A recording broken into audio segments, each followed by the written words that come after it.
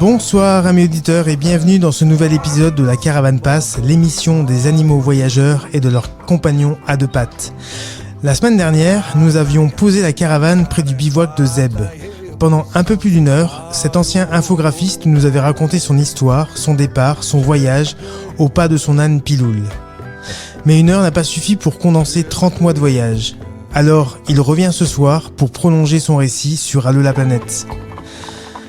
Avant de retrouver Zeb, je vous rappelle que cette émission est en direct. Vous pouvez réagir, intervenir et poser vos questions par SMS ou WhatsApp au 06 66 44 15 10 ou directement via l'application mobile de la web radio. Bonsoir Zeb. Bonsoir Stéphane, bonsoir tout le monde. Re-bienvenue. En direct dans nos studios de Joyeuse. Merci. J'ai Plex à la technique ce soir. Bon là c'est notre petit stagiaire. Ouais, je suis stagiaire. Merci Plex. De rien. Zeb. Stéphane. On s'était dit qu'on ferait une émission pour que tu poursuives ton récit et notamment que tu nous parles un peu plus des rencontres que tu as faites sur ce voyage et aussi des lieux dans lesquels tu es passé, les lieux que tu as traversés. Tu nous as raconté ton départ, tes premières rencontres très marquantes qui t'ont permis d'avoir un autre regard sur le voyage que tu faisais. Ces rencontres-là étaient pour toi inattendues ? Les rencontres que tu fais sont de toute façon pour la plupart inattendues. Il y a quelques rencontres qui étaient prévues parce que c'était des gens que je connaissais en fait par interaction via les réseaux sociaux et je savais que je passais sur leur route et le rendez-vous était pris très longtemps à l'avance. Ça a été le cas pour la toute première personne qui m'avait contacté via Facebook. J'étais pas encore parti à l'époque. Elle habite sur la colline d'Ayen. Et c'était, on va dire, une petite sœur spirituelle de voyage. Donc on a été très longtemps en relation et elle m'avait invité à passer sur sa colline. Donc. D'accord. Quelques connaissances à moi de la vie d'avant qu'il a fallu que je passe. Enfin, c'est pas qu'il a fallu, j'étais content de les retrouver hors contexte. Mais la plupart des rencontres que tu fais sont tirées par les cartes, en fait. Et dans ces rencontres-là, il y a, je veux dire, 3 types de rencontres. Des rencontres qui sont gagnant-gagnant, en fait. Je pense que c'est au moins au travers des échanges, des histoires et des sourires, on a échangé quelque chose. Il y a des rencontres, je pense que je les ai faites pour moi. Des personnes qui étaient là pour des fois en très peu de temps, même c'est ça aussi qui peut être surprenant, c'est des rencontres des fois très brèves qui durent un quart d'heure ou 20 minutes sur le bas côté de la route, mais ces gens sont porteurs d'une vérité qu'on cherche depuis longtemps. Et puis il y a le dernier type de rencontre, là c'était des gens qui souhaitaient me rencontrer, qui se posent beaucoup de questions au travers de la démarche qui n'en était pas une en fait à la base.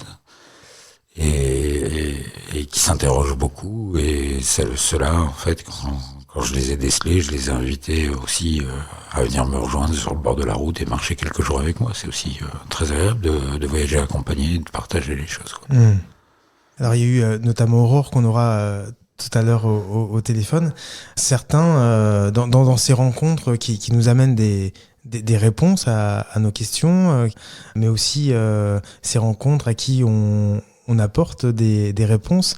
J'ai lu plusieurs récits de voyageurs qui parlent d'anges gardiens qui nous mettent comme ça sur la route, de hasard qui n'existe pas, de rendez-vous. Qu'est-ce que tu penses de tout ça ? Oui, je vois très bien de quoi tu veux parler. Non, mais c'est quand même magique en chemin. Alors, ce qui peut nous arriver dans la vie de tous les jours, mais on est quand même absorbé par tout un tas de choses. On est sans arrêt happé par par le téléphone, par des éléments parasites, et on se rend pas compte de tout ça, mais en voyage, quand on dit qu'on a une solution qui arrive avant le problème, quand on explique qu'on a une solution à chacun de nos problèmes qui nous arrive en voyage. Alors ça, c'est quelque chose, évidemment, qui est très difficile à expliquer, parce que c'est de l'ordre du ressenti, c'est-à-dire que quand on voyage comme ça, est-ce que il se passe un truc dans le cerveau qui fait que on est beaucoup plus attentif à certaines choses et on déclenche ces hasards qui sont souvent des rencontres, mais pas que.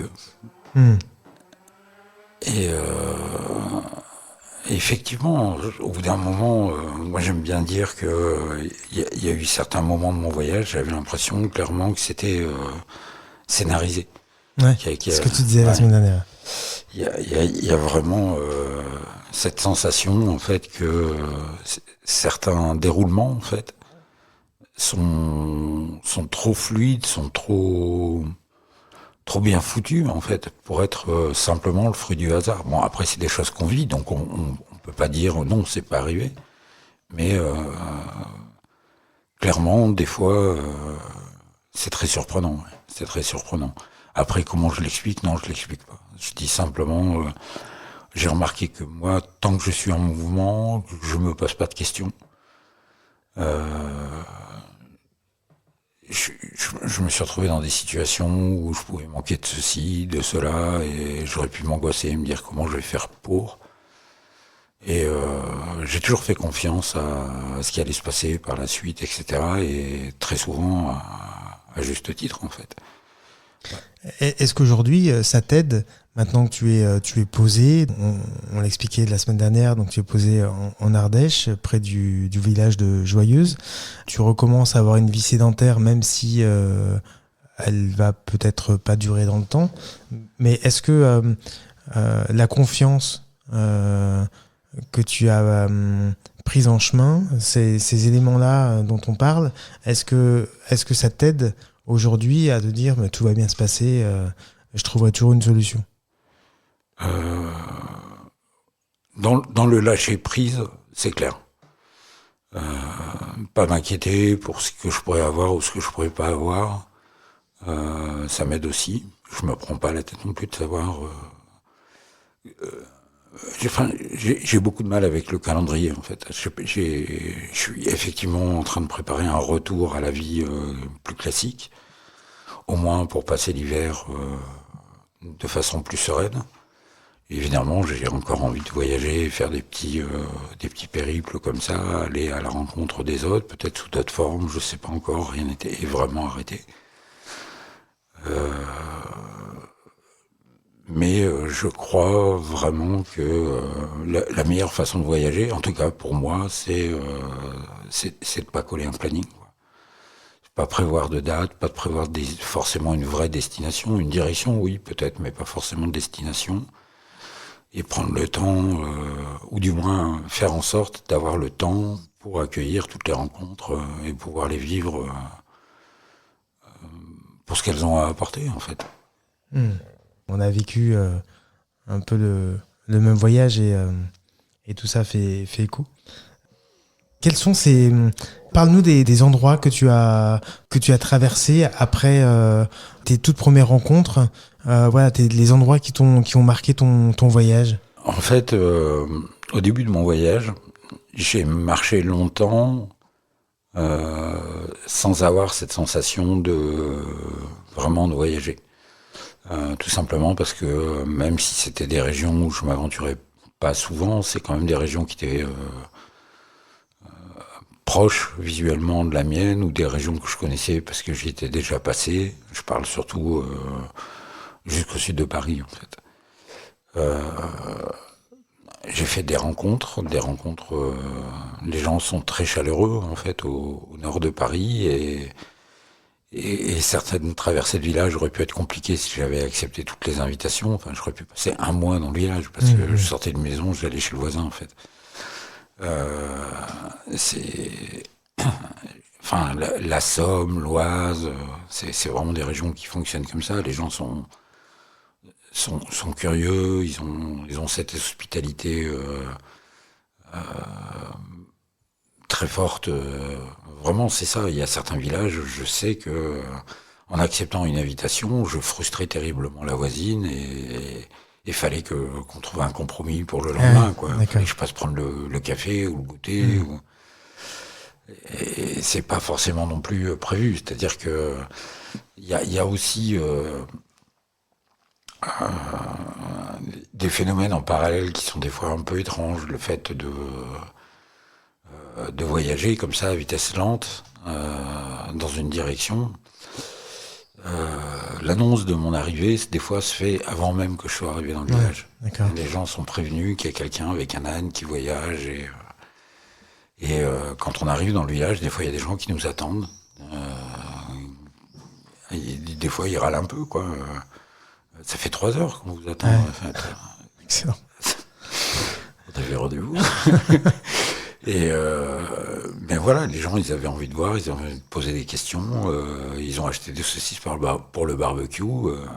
Ils voulaient absolument être là, faire partie des étapes, en fait. De l'histoire. Ouais, voilà. De l'histoire, ils savent pas forcément que c'est une histoire derrière. Moi, j'ai pris l'habitude d'écrire, de faire des portraits des gens que j'ai croisés sur la route, quand j'étais loin de la civilisation, j'étais dans des zones un peu plus sauvages de la France, au milieu des paysages, ça aussi c'est des rencontres. Au milieu des paysages, je prenais autant de plaisir à décrire le rien de la journée, quoi. Même quand il se passe rien dans la journée, il se passe des tas de choses.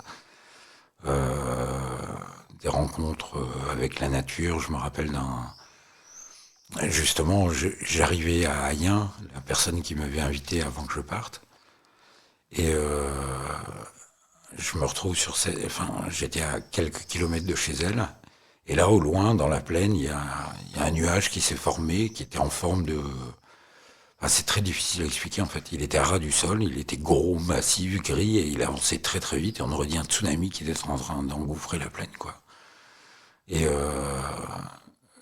c'est juste un petit phénomène météo, enfin, je veux dire, sans conséquence. Il n'y a pas eu d'inondation, il n'y a pas eu de mort. Mais c'est impressionnant d'assister à ça, quoi. On se sent privilégié d'avoir pu voir ce nuage à ce moment-là engouffrer la plaine, quoi. Ça m'arrivait à d'autres moments, sur les bords de la Loire, un petit chemin qui menait nulle part, mais que j'avais tenté quand même. Ça s'avère que c'était un cul-de-sac, mais en haut de ce cul-de-sac, en fait, il y avait un promontoire avec une vue sur un lacet de la Loire, et c'était vraiment la bonne heure, avec une lumière magnifique. Et là encore, quoi, j'aurais pu me dire, je me suis trompé, demi-tour, et en fait, non. Je suis arrivé dans cet endroit-là il était beau, c'est là qu'on plante la tente, quoi. Voilà, je me suis trompé pour pas me tromper d'endroit, quoi. Voilà. J'aimerais que tu me parles un peu de ton âne. Oui. Parce que jusque-là, on parle justement beaucoup de tes rencontres, mais il y a Piloul que tu amènes avec toi. Oui. Qu'est-ce qu'il dit, lui, de toutes ces rencontres ? C'est vrai que quand on pose le camp, il a une petite période d'1h30 où je le laisse tranquille après l'effort. Le reste du temps, il aime bien se promener avec moi en longe, comme un chien aime bien se promener en laisse. Et quand il y a des interactions sociales humaines, il adore être là. Bon, après, ça dépend aussi, c'est-à-dire s'il y a 8 personnes qui vont lui dire bonjour, parce qu'ils viennent de le voir à l'arrivée, puis ensuite la soirée, c'est les mêmes personnes, et donc ça se détend, et puis voilà, on l'oublie un peu, et donc c'est lui qui va revenir, qui va venir autour de la table, il va choisir 2 personnes, il va se mettre entre deux, il va faire comme s'il écoutait la conversation. D'accord, excellent. Il aime bien, bon après c'est aussi parce qu'il jette un coup d'œil s'il n'y a rien à piquer sur la table, quoi. S'il y a un petit bout de pain, il va pas se priver, mais il préfère le contact avec l'être humain qu'avec d'autres ânes. Je dis pas qu'il s'entend pas avec les autres ânes, mais Il est plus humain que âne.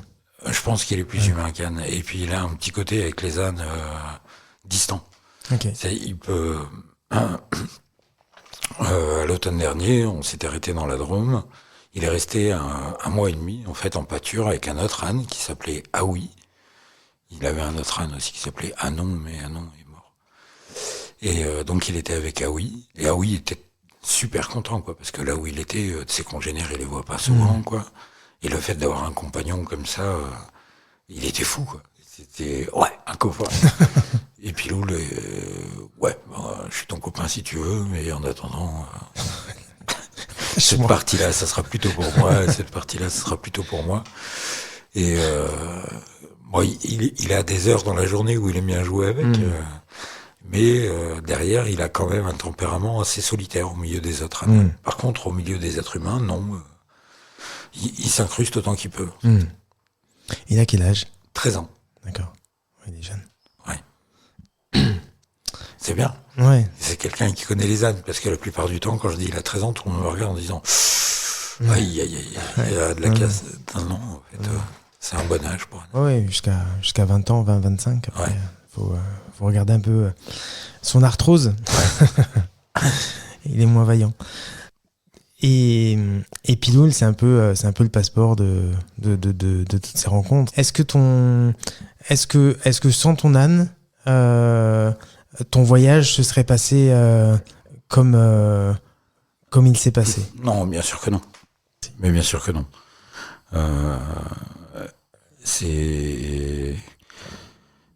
Il dégage, en fait. C'est lui qui fait que je suis repéré, c'est lui qui fait qu'il y a des interactions, c'est lui qui... je suis pas timide, j'ai pas peur d'aller vers d'autres personnes, etc. Mais quand on reste quelque temps dans le même secteur, comme là je vois sur Joyeuse, etc., il y a des gens qui me disent bonjour, ou vous êtes le monsieur avec l'âne, ou... c'est une identité visuelle super forte, quoi. Moi, c'est comme si je me promenais avec un néon japonais au-dessus de la tête tout le temps, quoi. Quand on se promène avec un âne, si on veut être discret, c'est mort. Ouais, c'est mort. C'est rustique, c'est pas discret, quoi. Et mais après, c'est il y a une contrepartie, effectivement. Être tout le temps dans les relations sociales, c'est des fois aussi un peu compliqué. C'est vrai que moi aussi, il y a des moments, j'ai fait ma journée où, comme en ce moment, le soleil tape vraiment fort en journée, etc. Et je dois avoir de l'ADN de glace quelque part, quoi. Quand il fait chaud comme ça, je m'étale et puis voilà, je bouge plus, quoi. Et c'est plus difficile pour moi de chercher le contact, d'aller vers les autres, etc. J'ai moins envie. On peut pas toujours choisir. On peut pas toujours choisir. Si c'est une famille, ils sont 7 ou 8, il y a 2 enfants, je vais pas leur dire non, là on est fermé. Vous repassez, non, tant pis, on raconte l'histoire. Mais c'est vrai que des fois, c'est... T'as envie de te poser. Voilà. Non, j'ai envie des fois, je suis bien de sortir sans mon âne parce que c'est un peu plus discret. Voilà. Il y a un petit peu moins de blabla. Maintenant, il y a des moments où c'est moi qui vais volontairement prendre mon âne, faire un tour en ville parce que c'est trop un kiff de traverser un marché avec Piloul, quoi. Lui, il adore ça parce qu'il fait plein de carottes. Ouais. Et puis après, c'est la réaction des gens, quoi. C'est toujours un plaisir. La personne qui se retourne à la dernière minute et qui calcule qu'il y a un âne derrière, qui fait un bond de 15 mètres, ou voir les enfants. Enfin, je veux dire, les enfants, on leur apporte un petit peu de Noël en plein été. C'est vraiment chouette de se promener avec un âne. Et puis on rencontre il y a toujours quelqu'un qui vient discuter, qui est quelqu'un de sympa, et puis qu'on a envie de garder dans son entourage, surtout quand on est dans une démarche comme la mienne, qui est de se poser un petit peu, et puis développer un autre type de réseau, un réseau moins éphémère. C'est ça aujourd'hui mon nouveau jeu, et même dans cette démarche-là, même dans mes démarches administratives, Piloul m'a beaucoup aidé. D'accord. Il y a des gens, j'étais voir des administrations qui me disent on va se dépêcher parce que votre âne il doit avoir chaud dehors. Ouais, non, et en fait il a chaud mais il est pas là, il est au camping près de la rivière, je suis venu sur lui, mais si ça vous arrange de vous dépêcher, moi ça me va très bien. Donc oui, et puis dans toutes les générations et presque dans toutes les cultures aussi, et c'est ça qui est chouette. C'est un âne, c'est pas du tout clivant. C'est pas du tout clivant en termes d'être humain. Tous les êtres humains viennent potentiellement. Enfin, celui qui vient pas, c'est de toute façon celui que j'avais pas envie de rencontrer. Donc, on s'économise beaucoup de temps. Quoi. Piloule, je l'ai dit souvent sur la route, mais c'est un filtre à con. Les cons, ils s'approchent pas. Et du coup, on gagne du temps en fou. On gagne énormément de temps sur plein de choses. Et puis l'âne est dans la mémoire collective. Tout le monde a le souvenir d'un âne, d'une rando quand il était petit. Ou... Fouffette Stevenson. Oui, c'est ça. Non, c'est un Jacques de Compostelle. Non plus. Ok. Et puis j'imagine que plus les mois passent, plus tu rajoutes des semaines à ton voyage, plus les gens sont curieux. Quand tu dis ça fait 15 jours que je suis parti, ça fait 15 jours. Quand tu dis ça fait 2 ans ou 2 ans et demi... Ah oui. Ouais, j'avoue que de ce côté-là, j'étais content d'avoir fait mon premier 500 km. Ouais. Psychologiquement, ça y est, cette fois-ci, je suis vraiment parti, quoi. Et donc, j'avais plus l'impression de raconter un voyage après ce 500e kilomètre que je l'avais au début. En fait, au début, c'était très, très difficile de broder. Et puis, quelque part, comme j'avais pas encore accumulé beaucoup d'histoires autour du voyage, j'étais toujours dans cette démarche de parler des origines du voyage, de la dépression, nanana. Ouais. Et quelque part, ça fait du bien, en fait, toutes ces rencontres. C'est justement tous ces petits paquets de toutes les couleurs qui viennent là où j'avais mis tout mon linge gris, quoi. Et aujourd'hui, en fait, j'ai beaucoup plus de petits paquets de couleurs que de linge gris, quoi. C'est ça qui est chouette. Alors on va mettre un petit peu de couleur avec une chanson que tu as choisie. On se retrouve juste après. Ok.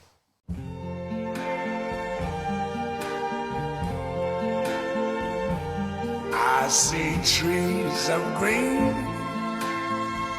red roses too. I see them bloom for me and you.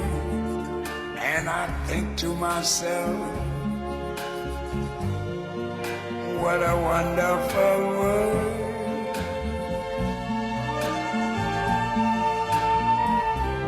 I see skies of blue and clouds of white, the bright blessed day, the dark sacred night. And I think to myself, what a wonderful world.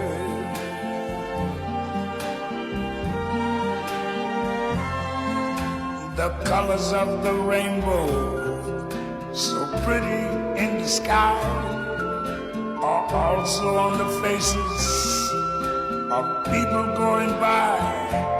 I see friends shaking hands, saying, how do you do? They're really saying, I love you. I hear babies cry, I watch them grow. They learn much more than I never knew. And I think to myself, what a wonderful world. Yes, I think to myself, what a wonderful world.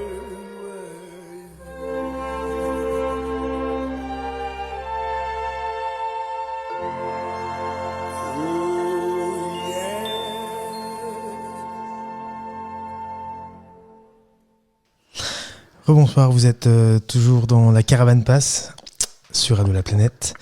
Et ce soir, on retrouve Zeb qui nous raconte son récit de voyage 30 mois au pas de son âne Piloul. Zeb, pourquoi Louis Armstrong ? Qu'est-ce qu'elle t'inspire, cette musique ? Ça a été longtemps mon réveil matin. D'accord. C'est ma petite musique pour me réveiller le matin. Et Piloul, il aimait bien ça. D'accord. Voilà.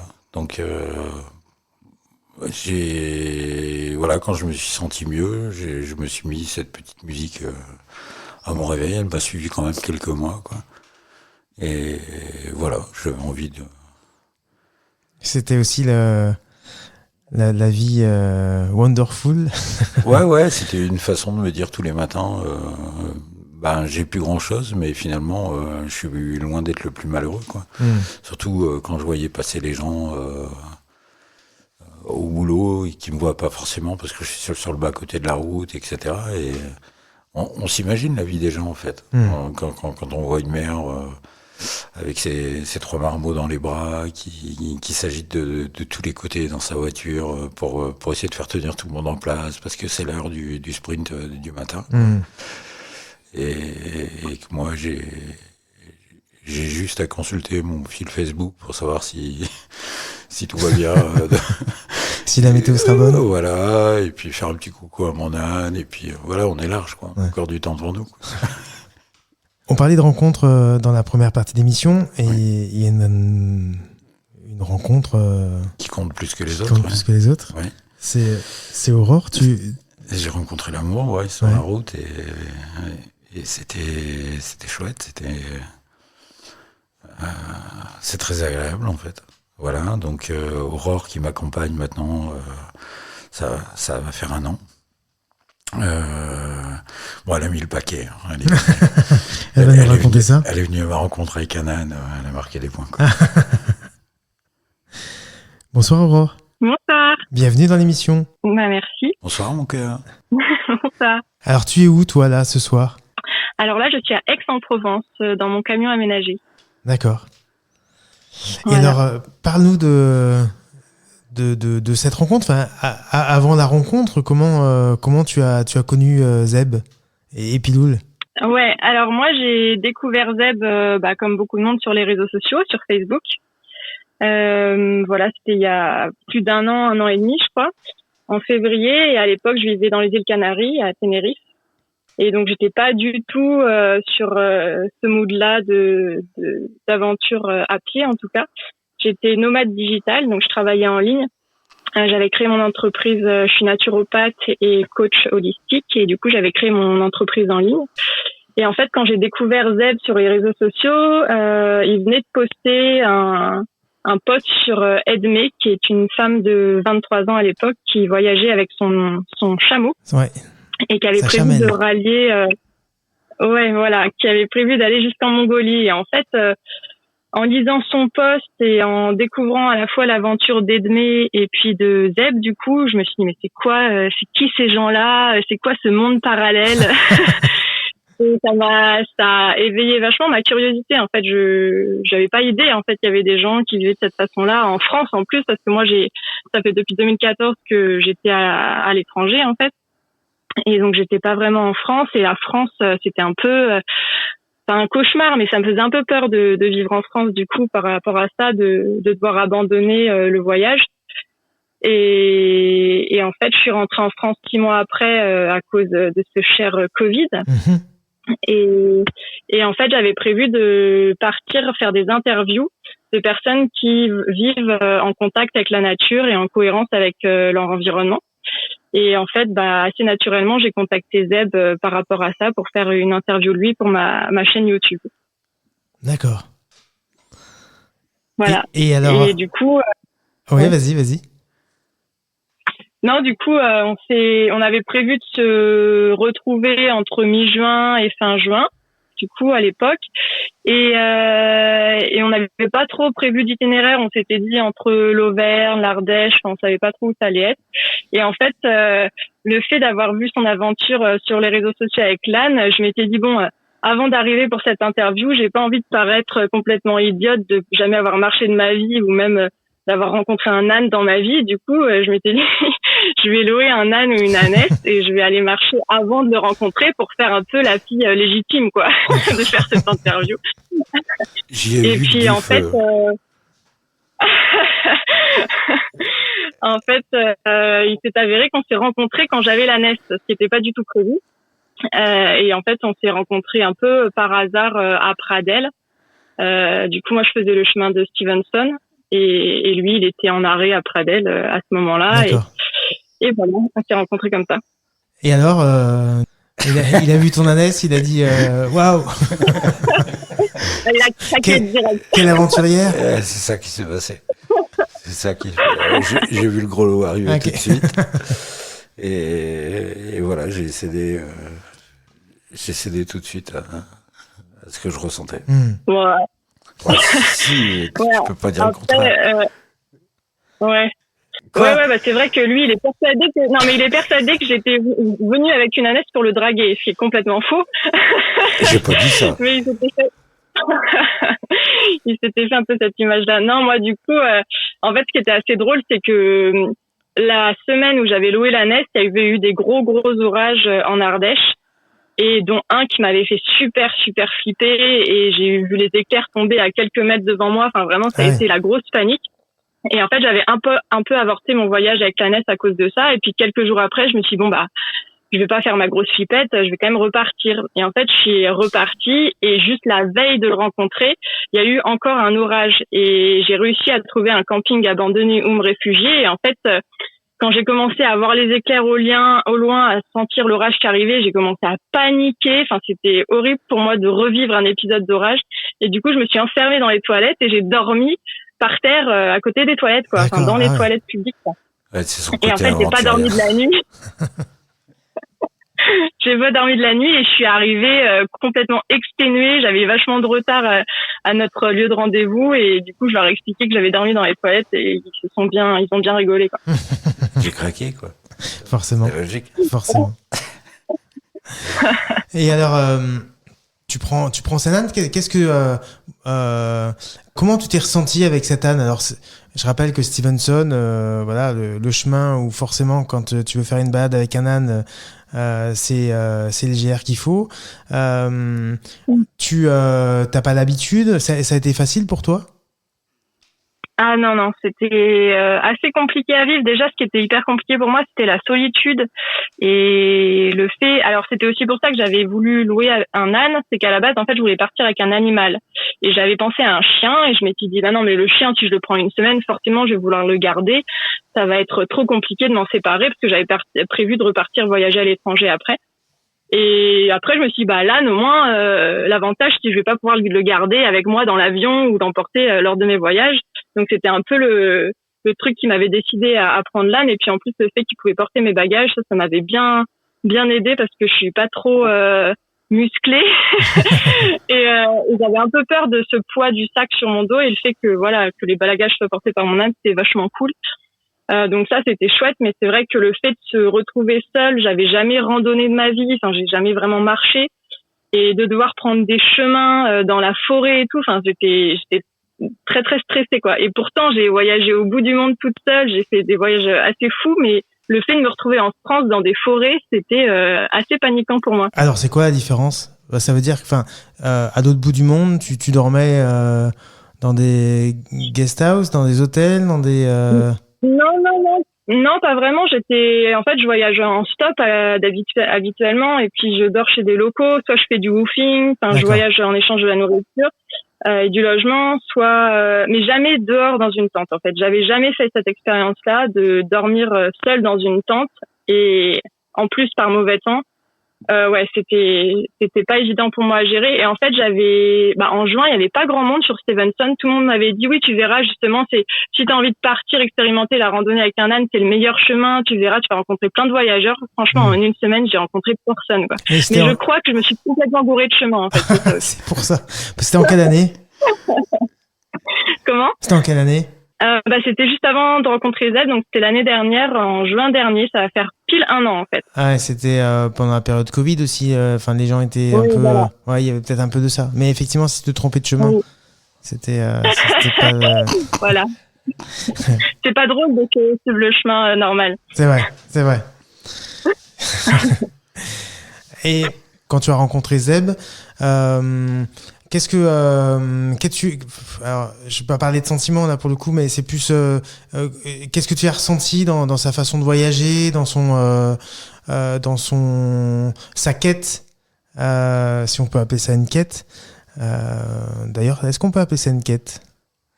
Non. D'accord. Donc dans sa non-quête, dans son voyage, est-ce que voilà, qu'est-ce que tu as ressenti, comment tu as vu toi qui étais que tu étais là pour l'interroger, pour lui faire une interview. Qu'est-ce que tu as ressenti à ce moment-là? En fait, ce qui est un peu particulier, c'est qu'on s'est rencontrés chez une personne qui hébergeait Zeb à ce moment-là. Et du coup, je l'ai pas rencontré quand il était en voyage. En fait, il était posé, il dormait dans une chambre avec un lit. Et du coup, même pour vous dire, c'est que pour faire l'interview, bon, ça c'est un peu le truc qu'on n'est pas censé dire, mais pour faire l'interview, on a monté la yourte dans un champ à côté pour faire genre on était en pleine nature. Mais en fait, on a fait un décor fake pour l'interview, on était en vadrouille, quoi, mais pas du tout. En fait, on était dans une chambre chez des gens, quoi. Bon, ça n'enlève rien du voyage qu'il a fait, même si pour le coup, vous avez un peu refait le décor. Le reste du voyage reste quand même magnifique. Est-ce que l'interview, qu'est-ce qu'il en est ressorti? Qu'est-ce que ça a été facile? Comment tu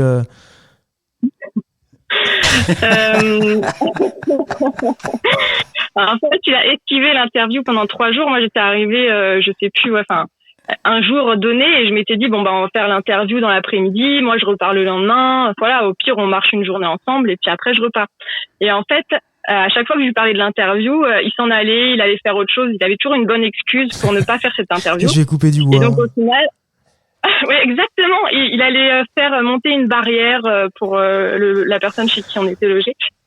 Donc bref, il a fait ça pendant 3 jours. Au bout de 3 jours, j'ai dit non, mais moi en fait, il faut vraiment, je vais pas repartir sans faire mon interview, quoi. Enfin, c'était le but de cette rencontre. Et finalement, on l'a fait. Et l'interview, comment dire, vu qu'on était dans une phase où on se découvrait, et en fait, de suite, on a eu une très bonne complicité avec Zeb. C'est ça qui était assez perturbant pour moi, c'est que on a tout de suite beaucoup rigolé ensemble. Et on se faisait des blagues très rapidement. Enfin, on avait un humour commun qui était assez bizarre, quoi, à vivre. Et du coup, pendant cette interview, en fait, on a beaucoup rigolé. Et puis au bout d'un moment, on a repris notre sérieux. Et là, voilà, il a parlé de son voyage, etc. Mais moi, ce que je voulais pas, c'était lui poser les questions que tout le monde lui pose, parce que c'est vrai que je m'en suis rendu compte en voyageant avec lui, c'est que c'est toujours un peu les mêmes questions qui reviennent. Et moi, j'avais une peur, c'était ça. Je voulais pas ça. Et du coup, au début, je faisais plein de questions, mais sauf les questions basiques, quoi. Donc là, pour l'interview, j'ai dû reprendre un peu le voyage depuis le début. Et voilà, du coup, il m'a raconté son périple que j'ai trouvé assez dingue, quoi. C'est assez incroyable. Après, c'est vrai que par la suite des choses, en fait, je suis revenue le voir quelques semaines après pour justement vivre le voyage avec lui. Et là, je me suis vraiment rendu compte de ce que c'était, en fait, sur le terrain, on va dire, quoi, de voyager avec un âne et une charrette. Et alors, qu'est-ce que c'était pour toi? Qu'est-ce que En fait, il aime pas quand je dis ça, mais c'était hyper confrontant pour moi. Pour plein de raisons, c'est que déjà, comme je disais tout à l'heure, je crois que à la base j'avais peur de la nature, en fait. J'étais vraiment flippée de tous les bruits que j'entendais. Dès que je voulais aller faire pipi la nuit, c'était tout un périple parce que j'avais l'impression qu'il y avait plein d'yeux qui me regardaient. Enfin, et puis Pilou là, adore se frotter à moi quand je vais faire pipi. Donc à chaque fois, il venait en pleine nuit et du coup, je criais. Enfin, à chaque fois, Zeb trouvait ça très très drôle, mais moi, c'était une grosse panique pour moi. Donc j'ai mis beaucoup de temps à m'habituer à ce mode de vie dans la nature, en fait. Et puis, il parlait tout à l'heure des relations avec les gens. C'est vrai que moi, je suis assez solitaire, indépendante, et j'aime bien parler aux gens, mais quand j'ai choisi de parler aux gens, en fait. Et là, le fait que les gens parfois nous coupent lors d'une discussion, ou voilà, en fait, j'avais l'impression qu'on était des animaux de zoo par moment. Vraiment, c'était un peu violent pour moi, ce truc de de pas avoir mon intimité et mon espace. Donc j'ai mis du temps à m'habituer à ça. Maintenant c'est bon, j'ai compris le truc, mais c'est vrai qu'au tout début, je me souviens que je lui avais dit mais je sais pas comment tu fais, devoir tout le temps parler aux gens non-stop dans la journée, même quand t'es crevé, quand t'as pas envie. Enfin, ouais, faut prendre sur soi, et à cette époque-là, j'avais pas trop le recul par rapport à ça. C'est difficile d'intégrer un binôme comme Zeb et Piloul, et justement tout ce que tu racontes sur les rencontres, les gens qui viennent à vous. Oui, forcément, Zeb, il avait ses habitudes. Ça faisait presque 1 an et demi qu'il marchait tout seul. Donc voilà, il avait ses habitudes de rythme déjà. Moi, je dors la nuit et je vis le jour, et Zeb aime bien vivre la nuit et dormir une partie de la journée. Donc déjà ça, au niveau des rythmes, il a fallu que je comprenne un peu son mode de fonctionnement, et puis que lui, il me fasse de l'espace aussi dans son voyage, parce qu'en fait, par exemple, pour faire le chariot, au début, j'avais pas compris le truc, mais il faut surtout pas lui parler quand il range le chariot. Et c'est vrai que moi, c'est un moment où j'aime bien discuter. Donc, on avait quelques incompréhensions là-dessus au début. Voilà, en fait, il a fallu trouver un peu un équilibre dans nos modes de vie, et puis qu'il m'explique lui comment il fonctionne. Quand il monte la yourte, il y a que lui qui monte la yourte. Moi, je la monte pas. Enfin voilà. Et du coup, je me sentais des fois exclue. Et du coup, il a fallu que je comprenne ma place en fait là-dedans, et ça a été le travail de plusieurs mois en fait, même au sein de. Il a une grosse communauté sur les réseaux sociaux, sur Facebook, et même dans ce groupe-là, je voyais que je pouvais pas communiquer non plus librement, donc il a fallu qu'on discute beaucoup pour comprendre lui comment il voyait les choses, moi comment je voyais les choses, donc ça nous a obligés à beaucoup parler ensemble. Et en voyage, ça aide aussi en tout cas, on a du temps pour parler, et on a vu justement la page de Zeb et Piloul évoluer, changer de nom, et t'intégrer au groupe. Oui, ouais. Ça c'était pas forcément mon idée à la base. C'était un peu une surprise quand il a changé de nom, donc. Voilà, j'ai essayé de commencer à publier des textes à ce moment-là, parce que moi, c'est quelque chose que je faisais déjà régulièrement sur ma page. J'aime beaucoup écrire. Du coup, j'ai commencé à écrire un peu sur son groupe. Mais moi, c'est vrai que, en fait, la démarche que j'avais en rentrant des îles Canaries, où j'avais vécu, c'était de me séparer des réseaux sociaux, en fait. Justement pour retourner dans quelque chose de plus authentique, d'être dans la nature, etc. Enfin, d'apprendre justement ça.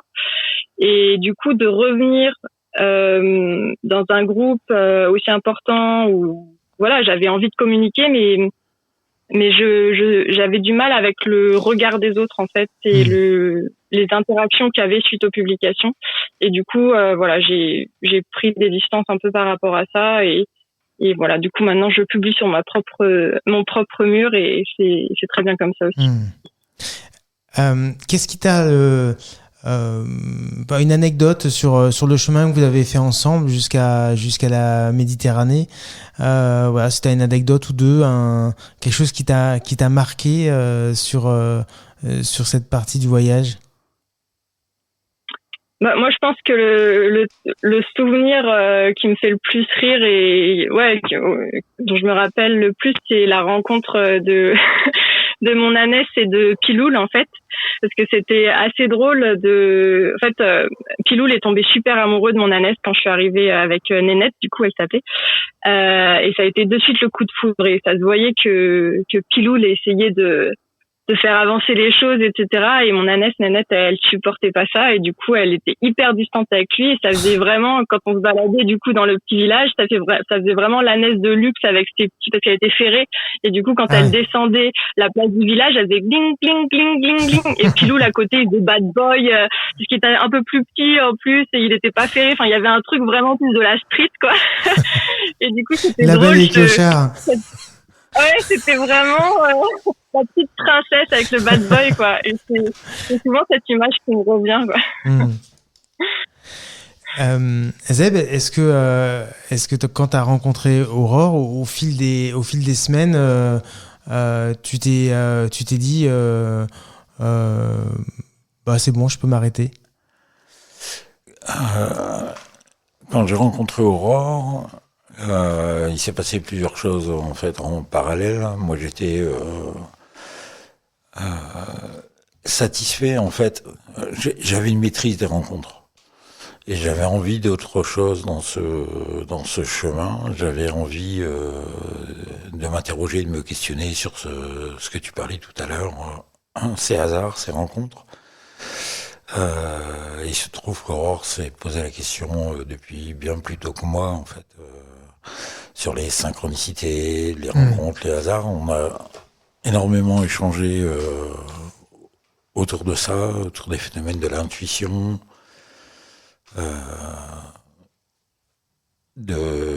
oui, je pense qu'Aurore, ça a été pour moi un peu une ouverture à la spiritualité, en sachant que c'est un domaine où je suis un peu comme une huître, quoi. Il faut quand même enfoncer le couteau un peu à la base et trancher le tendon pour que ça s'ouvre un peu, quoi. Et aujourd'hui, j'ai pris acte de tous ces phénomènes que j'ai croisés, que j'ai du mal à expliquer. Encore une fois, ça s'est présenté avec de telles récurrences et à des rythmes des fois tellement soutenus que c'est perturbant en fait de se dire que comment ça se fait que ça se produisait pas ou je le voyais pas dans ma vie d'avant et là tout d'un coup c'est un florilège, c'est sans arrêt quoi. Des fois on n'a pas le temps de se remettre d'un truc, ça enchaîne tout de suite sur un autre truc et on est resté Aurore et moi plusieurs fois à expérimenter des fois. Quand on est arrivé en Ardèche, on était fatigués tous les deux, Aurore un petit peu plus que moi. Et l'idée de l'intégrer au troupeau, puisque c'est comme ça qu'on s'appelle aujourd'hui, était en train de faire son chemin et je lui disais, elle venait de rejoindre le groupe Facebook, etc. Et je lui disais, ça serait bien de te trouver un petit surnom, un truc qui te va bien. Donc on cherchait un truc. Ça faillit être Papillon. Et on en discutait. Et la première villa qu'on a vue à ce moment-là s'appelait Les Papillons. D'accord.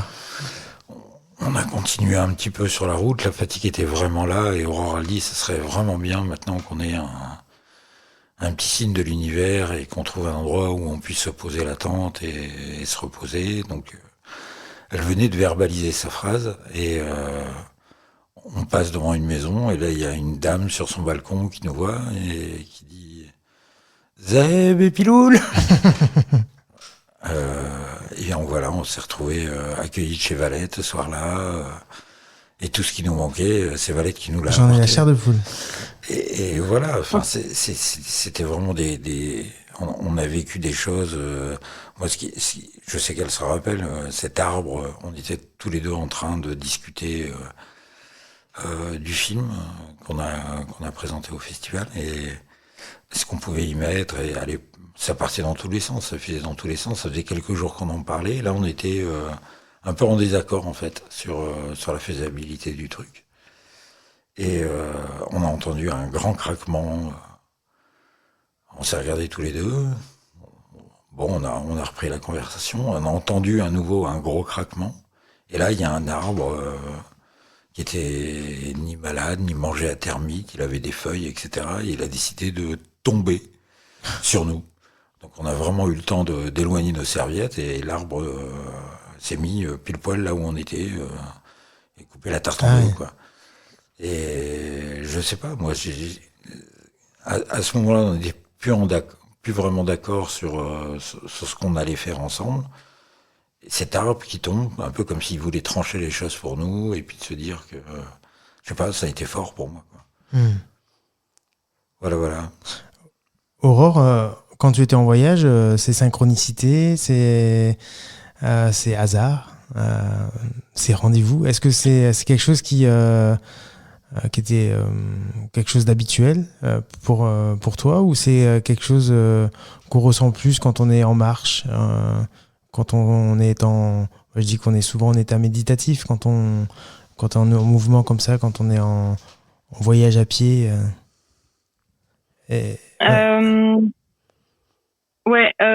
En fait, moi, j'ai commencé à l'expérimenter quand j'ai commencé à voyager seule, parce que je voyageais en couple au tout début, et après j'ai voyagé seule.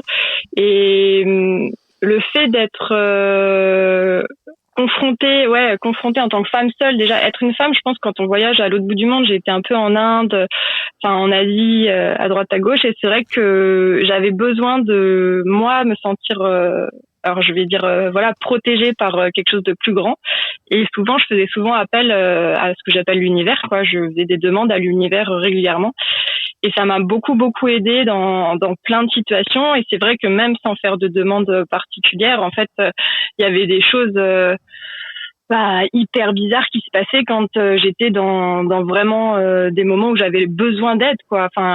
J'ai beaucoup navigué aussi pas mal en Polynésie, et il y a des moments, par exemple, un moment où je me souviens, j'ai été un peu virée d'un bateau parce que j'ai eu un désaccord avec le capitaine, et c'était pas du tout prévu. Et je me suis retrouvée un soir sur une toute petite île en Polynésie. J'avais pas de téléphone, il y avait pas internet. Il y a des îles où faut vraiment pas trop traîner le soir, la nuit, quoi, surtout quand on est une fille blanche. Et en fait, à ce moment-là, il y a le seul mec de l'île que je croise qui vient vers moi, qui me dit: mais Aurore, qu'est-ce que tu fais là, pourquoi t'es pas sur le bateau, machin. Je fais: non, franchement, je me sens trop mal, j'étais au bord des larmes, quoi, je viens de me faire virer, je sais pas où je vais dormir, je vais devoir dormir dehors et tout. Il me fait: mais non, t'inquiète, je vais appeler mon pote, il va te loger et tout.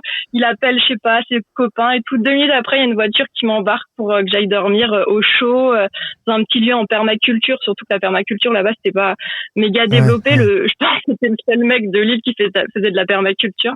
Et il y a beaucoup de moments comme ça qui ont été assez dingues dans les rencontres. Même ce que disait Zeb, c'est que des fois j'avais des questionnements, et genre le lendemain il y avait une personne qui venait m'apporter la réponse à mon questionnement, et souvent c'était des choses pas forcément ordinaires, quoi, mais c'était assez bizarre, quoi. Et au début, moi j'étais pas branchée spiritualité, et puis j'aime pas trop ce mot non plus, mais voilà, pas branchée là-dessus. Et en fait, c'est grâce au voyage et grâce à ces choses bizarres que j'ai commencé à m'interroger sur tout ça. Et puis après, voilà, j'ai commencé à étudier le yoga, j'ai découvert l'Ayurveda, et en fait, j'ai fait un tour du monde autour des médecines traditionnelles. Et du coup, dans chaque pays où j'allais voir des guérisseurs, des femmes médecins, des mamas qui détenaient les savoirs ancestraux, etc. Et en fait, au fur et à mesure de ces rencontres et en discutant avec eux, je me suis rendu compte qu'ils parlaient beaucoup de l'âme, des rêves. Enfin, je me suis pas mal aussi intéressée aux rêves, parce que eux, c'est par exemple en Australie, les aborigènes, ils apprennent par les rêves, en fait, comment faire des soins aux gens malades. C'est lorsqu'ils rêvent, ils ont un savoir qui leur est transmis par ce qu'ils appellent des esprits, quoi. Mais en fait, le monde des rêves est aussi réel que le monde réel, entre guillemets. En fait, il n'y a pas de plus réel l'un que l'autre, quoi. Et en fait, en parlant de tout ça, je me dis mais c'est vraiment super bizarre. Et en rentrant en France, en me rendant compte qu'on n'avait pas du tout cette part-là de spiritualité, ça m'a fait bizarre, quoi. Et en fait, j'ai réintégré cette part spirituelle en France, et voilà, en voyageant avec Zeb, c'est sûr que, en fait, moi, j'étais partie l'interviewer là-dessus. À la base, je travaillais sur l'intuition, et en fait, j'étais coach pour aider les gens à développer leur intuition, à les aider à aller vers quelque chose qui ressemble à un projet de vie, quelque chose qui leur correspond vraiment. Et du coup, j'étais allée interroger Zeb par rapport au phénomène de l'intuition dans son voyage. Et en fait, quand je lui avais parlé des hasards, je lui avais demandé au bout de 15 minutes d'interview est-ce qu'il croyait au hasard. Il m'avait dit oui, pourquoi je crois pas au hasard. Enfin, pour lui, la question lui paraissait un peu bizarre, quoi. Et après, je lui dis non, mais les hasards, tu penses vraiment qu'il y en a? Et puis après, il me dit mais c'est vrai qu'il y a ce truc du pain où le pain revient tout le temps, etc. Et on a commencé à parler de ça. Et puis on a commencé à beaucoup échanger sur le phénomène de réalité, de physique quantique et de ces choses-là. Donc on était parti dans de longues discussions. D'accord. C'est du neuf. Du coup, il fallait s'arrêter pour pouvoir poursuivre tranquillement sans être interrompu par les gens que vous rencontriez. Merci Aurore. On va peut-être te laisser. Merci beaucoup d'être intervenue dans cette émission. Je dis bonsoir aussi à ma chérie. Vas-y. Bonsoir ma chérie. Bonne soirée. Bye bye. Salut. On arrive presque au terme de l'émission. Je voudrais qu'on revienne un peu sur Piloul. 30 mois avec un âne. On n'a pas parlé de toute cette partie des soins, des sabots. Justement, Aurore parlait de cette ânesse qu'elle louait qui était ferrée. Toi, comment ça s'est passé avec lui parce que ça reste quand même une charge d'avoir un âne. Je le dis pas suffisamment parce que plein de gens en écoutant la caravane passe ou en lisant des livres peuvent se disent ah ouais, moi aussi je vais partir avec un âne, sauf que c'est un peu plus compliqué que de prendre un vélo. Comment toi ça s'est passé depuis le début du voyage? Tu prends cet âne qu'on t'offre. T'as pas du tout l'habitude. Alors certes, tu apprends à le connaître en voyage, mais il y a toute cette partie soins, sabots, brossage. Comment ça se passe? Je vais dire quelque chose qu'il faut censurer absolument. D'accord. Personne t'écoute à cette heure-ci, ils dorment tous. J'ai fait ce qu'il fallait exactement pas faire. Je suis parti sans préparation et sans vraiment de connaissances sur l'âne. Bon, j'avais été faire quelques balades avec lui, le temps qu'il s'habitue à moi, et puis excuse-moi. Merci. Mais voilà, je suis parti sans préparation avec Piloul. Effectivement, au début, il y a eu une phase d'observation entre lui et moi. Après, une phase d'ajustement entre lui et moi. Et puis après, pour le reste, je comprends pas, en fait, quand on parle de soins pour l'âne, etc. Moi, encore une fois, j'ai eu cette chance quand je me posais une question d'ordre vétérinaire, le hasard faisait que la voiture qui s'arrêtait dans la journée, c'était un vétérinaire. D'accord. Qui s'arrête parce que il aime son métier, et voir quelqu'un voyager avec un âne, ça lui parle beaucoup, et il discute un peu avec moi sur ce que je ressens, ce que je peux faire, etc. Et derrière me propose un check complet pour Piloul sur le bord de la route. Donc il a vu 4 fois le veto sur le même biais, quoi. Donc j'ai jamais eu vraiment à m'inquiéter pour la santé de Piloul. À chaque fois les vétérinaires me disent la même chose, il est en parfaite santé, peut-être un petit peu trop gros, je le sais. On dit que la salade fait pas grossir, bah je crois que si. Il profite, monsieur, il profite. Il profite, et après, il est incroyable. Il connaît les plantes, il sait ce qu'il doit manger pour se purger, ce qu'il doit manger quand il a un petit coup de fatigue. Quand j'ai remarqué, par exemple, quand on a fait vraiment une bonne journée, ça a été physique.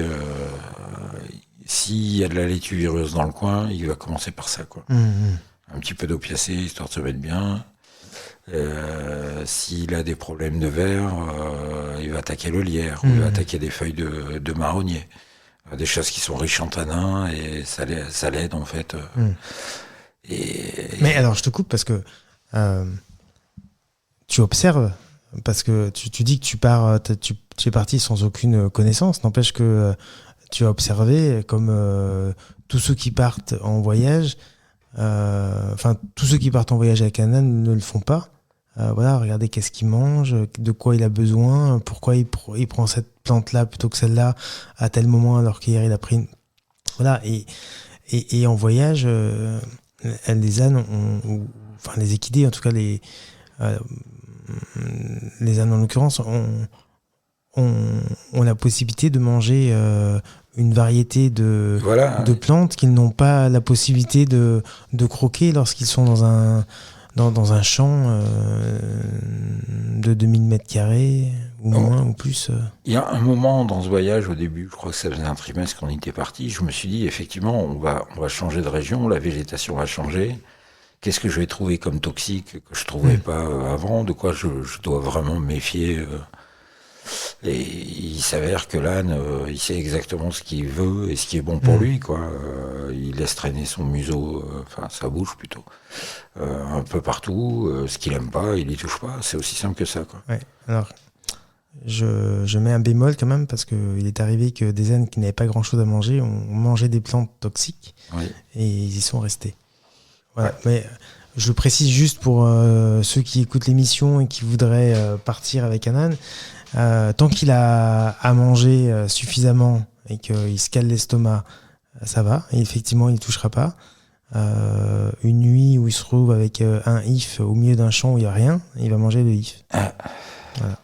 C'est arrivé dans le Vercors. Il y a 4 ânes qui sont passés.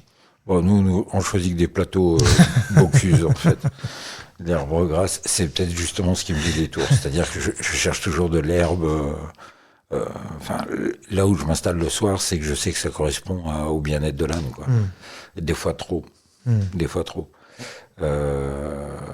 La période la plus... alors ça, c'est un truc qui m'a fait beaucoup rire et j'hésite de le dire à la radio parce que je sais derrière comment le public réagit, mais la période un peu embêtante, c'est en ce moment les mouches et les tiques. Et quand j'écris ça, en fait, sur mon groupe Facebook, je me retrouve avec 50 recettes de grand-mère où il faut mélanger ceci, cela. Alors, moi, c'est quelque chose qui me faisait beaucoup rire, en fait, quand j'étais en voyage, parce que en général, quand on a ce genre de pépin, on est au bout du monde et vraiment, voilà. T'as pas tout ça. Voilà, c'est clairement, on se trinque-balle pas avec tout un assortiment d'huile, même si c'est bio, même si c'est naturel, etc. Moi, j'ai de l'argile verte avec moi. Je pense que quand on a un âne, de l'argile verte, il faut en avoir en balade.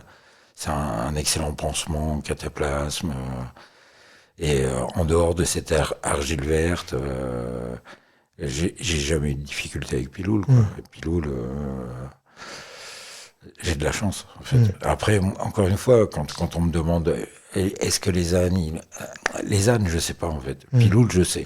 C'est le seul que j'ai, donc j'ai une bonne connaissance de Piloule. J'ai la chance d'avoir un âne qui a un bon tempérament, qui cherche pas à botter, qui cherche pas à mordre. On peut mettre 40 gamins autour de lui, il reste paisible.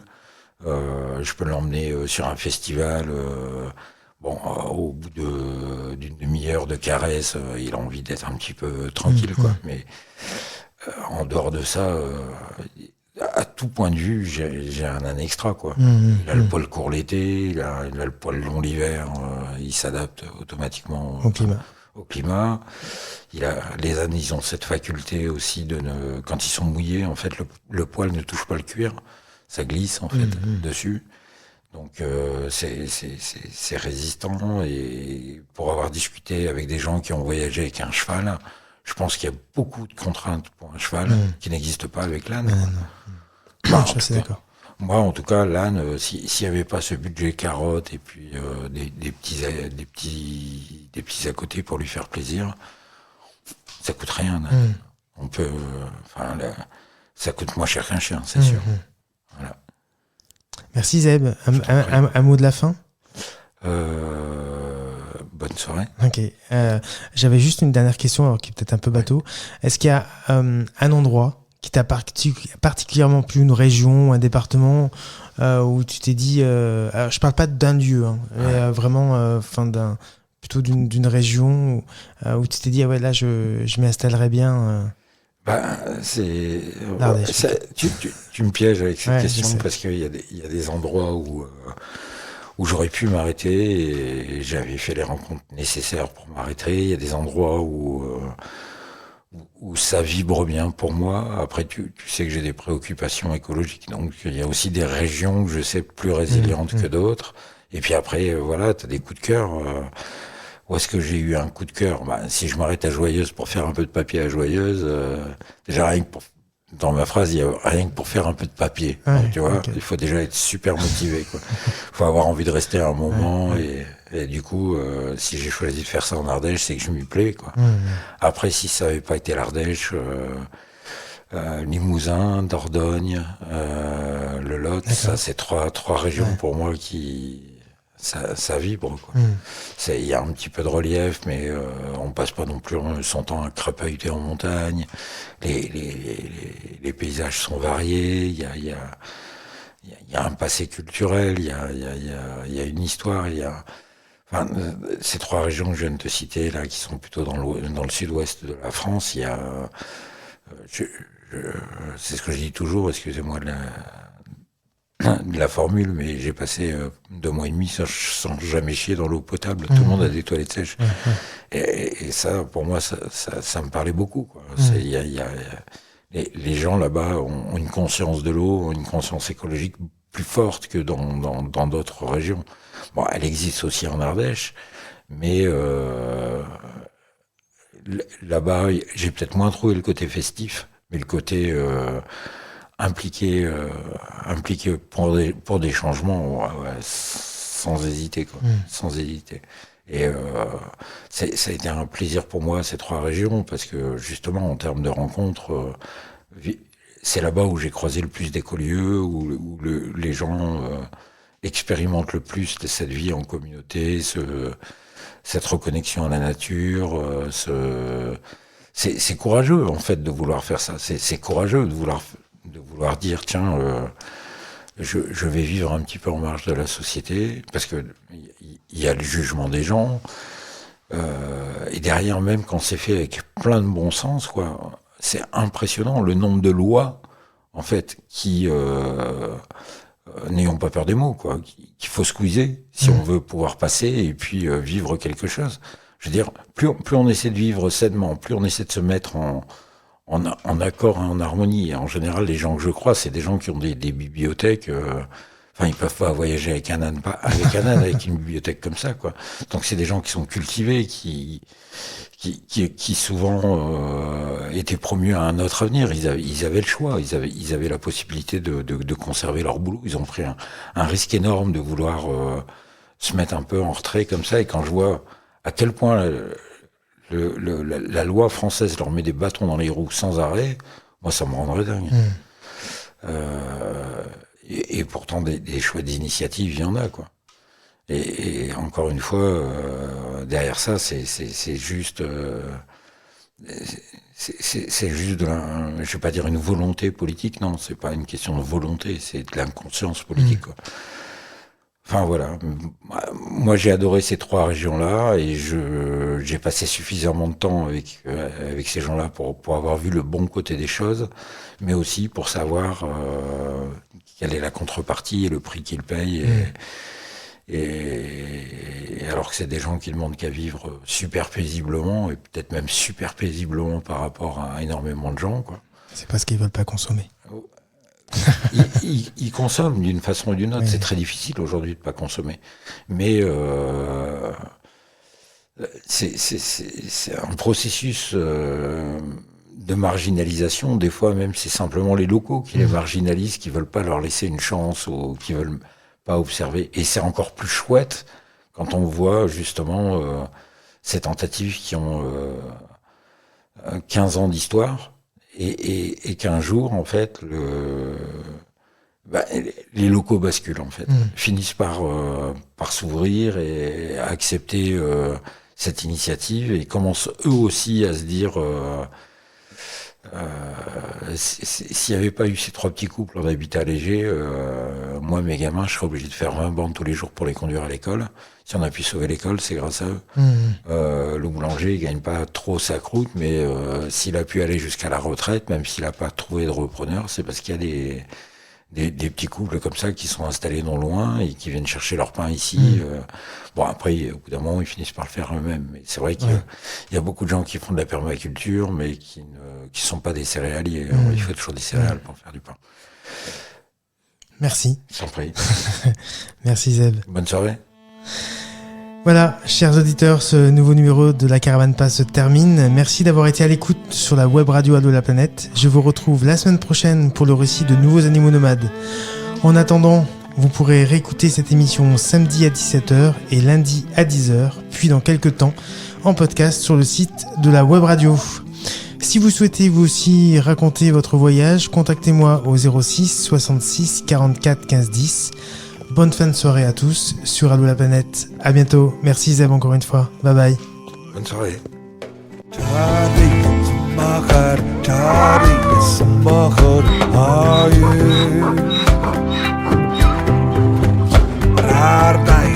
matare harda ye pisand ayo